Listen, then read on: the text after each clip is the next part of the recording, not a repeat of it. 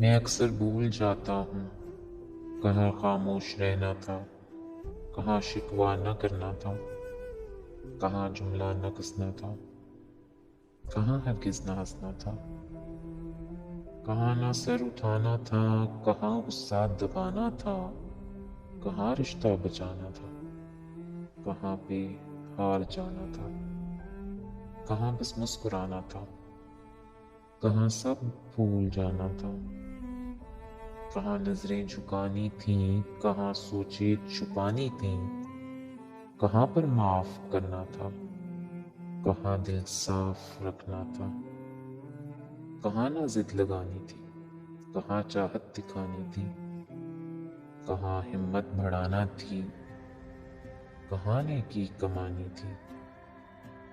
समय जब बीत जाता है मुझे सब याद आता है, हर एक लम्हा, हर एक चेहरा सबक दे के जाता है। मगर मैं क्या करूं अपना, मैं कुंजी सब्र की रख के कहीं पे भूल जाता हूँ।